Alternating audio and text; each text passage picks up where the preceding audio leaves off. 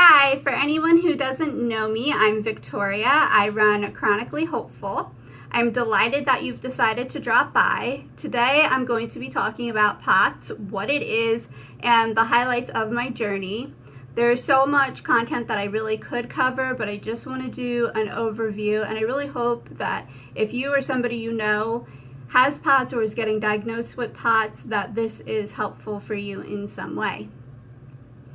So I'm going to try to do most of it by memory, but I do have notes, and this is my saline for anybody wondering. I've had a pretty busy week, so I didn't have any other time really to run it.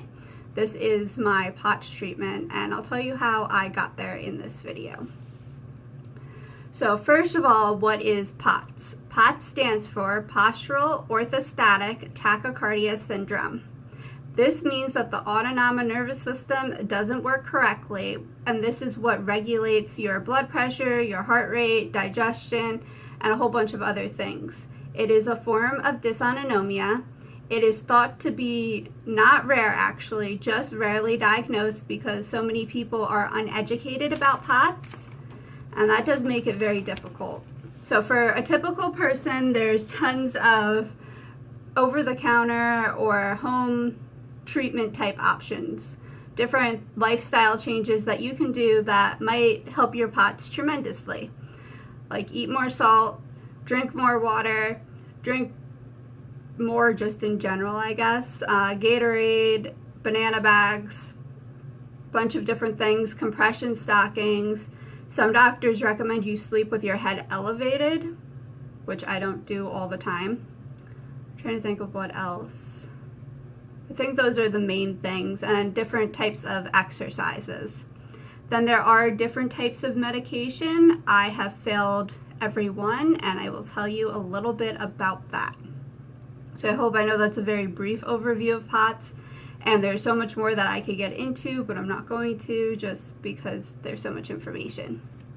So the first time that I passed out, I was around 9 years old. I had the flu.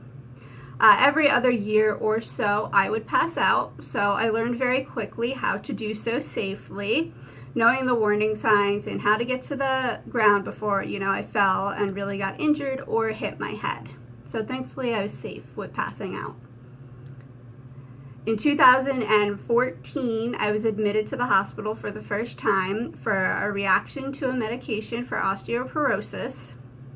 I'm going to leave the name out purposely.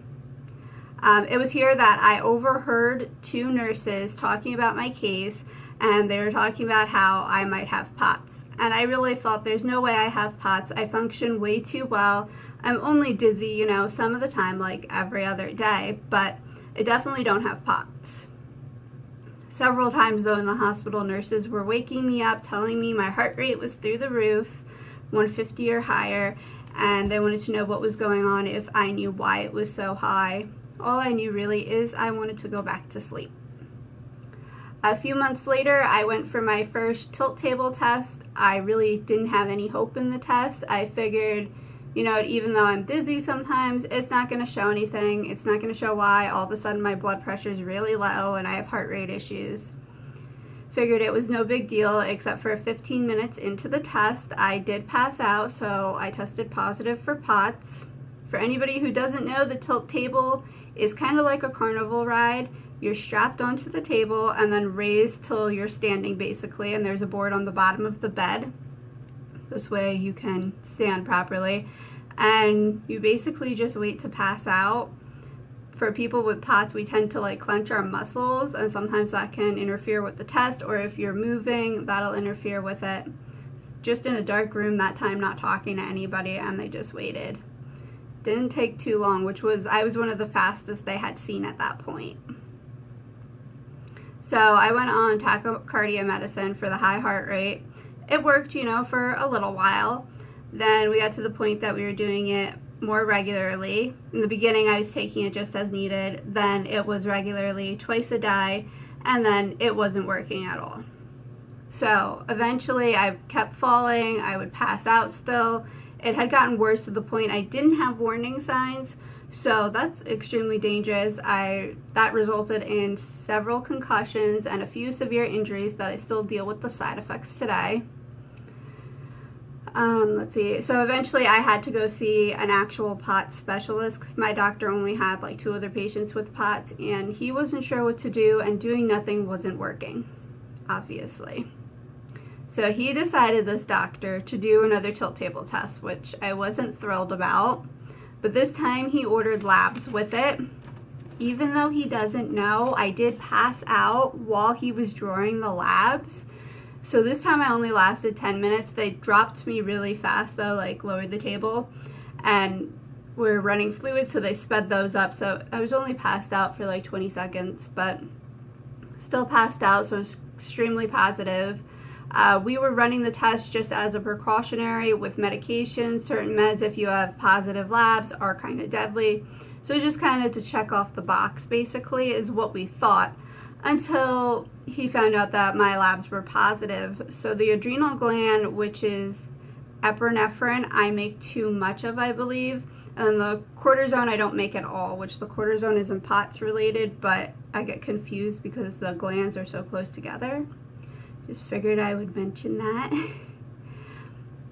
So with the labs coming back positive, I actually have hypergenegic POTS, and the adrenal being off is the difference, and that disqualified me from quite a few typical medicines. So we went down a list of meds, probably 5 or 6 I believe, and to each one, unfortunately, I had a reaction. So they weren't going to work for me, and I finally convinced my doctor after quite a while to try saline. So we were doing it regular, just through peripheral IV, and then we had to switch to the PICC line. And my battery is apparently running low, so that's all I'm going to say on that.